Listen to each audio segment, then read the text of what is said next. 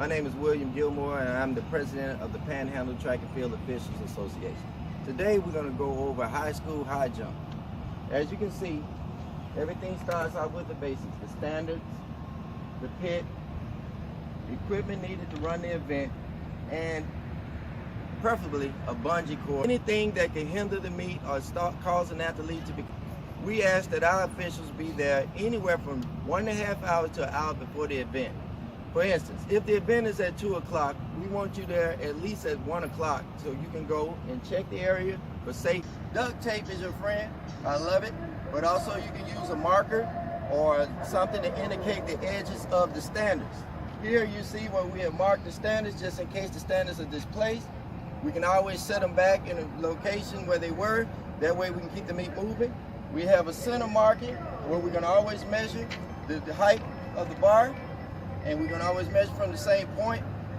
If you come to the corners, you will notice that the mat has also been teed off to make sure that if their mat slip, we can always put them back in a quick, efficient manner and keep the meet moving. Okay, having said that, we're going to move on. As a referee, it is important that you know where of officials. First, we want to start with our flight coordinator. Our flight coordinator's job is to make sure that the athletes are called up in the proper order. If an athlete needs to check out for any reason, they must first check out with the flight coordinator in advance so he or she can record the time that they are checked out and what event they are leaving for. That way they can come back and get back into competition as long as it is a legal act. Now the flight coordinator is going to have 3 commands. She's going to call somebody up, somebody on deck, or somebody on hold. Up, on deck, on hold.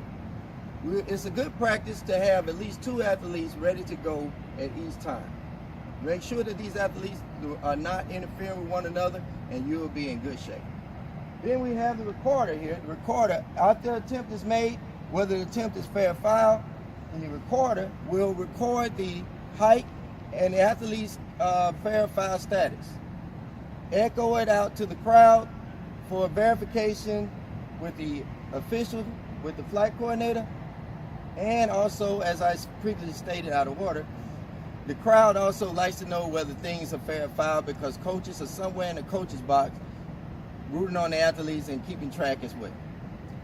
We also have our umpire here to assist with whether an athlete has run out of zone and violated the plane, have done anything to constitute a foul in this event, and more importantly, whether the jump was legal or illegal, whether the attempt was made or not made. White flag indicates that the attempt was successful. Red flag indicates that the attempt was unsuccessful. It is a practice of our association to not give this indication until the athlete has left the mat completely. And then we will then give an indication whether it's fair or. It is important to remember that the timer's duties include warning the athlete when they have 15 seconds remaining in that attempt. That indication will be indicated by a yellow flag.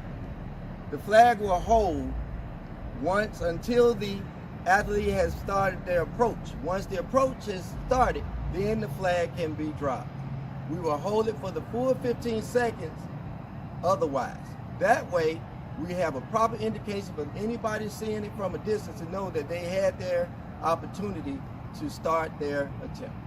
Position our remember when we position our umpires at the extent of the crossbar? Well, that is an imaginary plane. The plane runs on both sides. Sometimes you have a competitor who will approach from the left. Sometimes you have competitors who will approach from the right. Either way, the plane is always observed by an umpire. It's preferable that we have at least 5 people running this event. However, you don't feel bad when you find yourself having to be all 5 in one. Hopefully you can get a couple of people, volunteers, to at least put the crossbar back up for you because you really don't want to do that in addition to the other duties. That's overextending our duties, and that could stress out an official who's already has multiple duties beyond their expectations. You're expected to have auxiliary officials to help you run this event. So let's talk about what constitutes a foul. If your athlete is coming in the approach, there is something called an imaginary vertical plane here. It extends all the way across and all the way up. It's imaginary. If they come on their approach and they should happen to step beyond the vertical plane and then make their approach, come off one foot and cross the bar successfully, our mechanics say, even though we know they have violated, we wait for them to exit the mat, and then they will get this indicator. Now, of course, they're going to want to know why a successful attempt was now marked foul. Well, that's a rule, Indy. That's in the rule. You do not break the plane on the approach on either side of the crossbar. Now, let's say an athlete is making an approach and they stop short. We're good as long as they don't touch the crossbar, the mat, or the standards. They can go back within their 1 minute and restart their approach in that competition. But remember, they're still on the clock, and if while they're doing that and that flag raises, which will give them 15 seconds from the timer, and while they're back there trying their approach, we're okay, long as they are when they begin their approach toward the mat, we're okay. But if they're still walking toward the start and the 15 seconds up, the timer will be instructed to raise the flag, raise his flag to red to let them know that that was their attempt. The recorder will record it as a foul or a failed attempt, and we will move on with the next call. Once we have met and everyone has their role and responsibility and position given to them by the coordinator of that event, those umpires that have to coordinate with one another will get together and have conversation. Most times communication is nonverbal, it's by a card.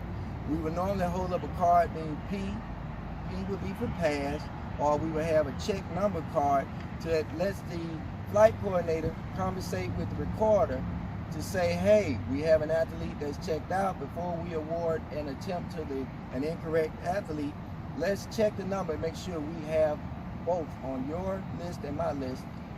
We both have the same athlete making the approach and the attempt. This is done independently of the event coordinator. The coordinator does final preparations and then relays to the meet referee that event is ready to start, and usually a general announcement is made by first call, second call, and finally third call. After the third call has been made, we do not allow athletes to join competition after we have started this event. They have missed that event because they have missed the proper time to check in for that event. Thank you for your time. This has been a Panhandle Track and Field officials session on high school high jump.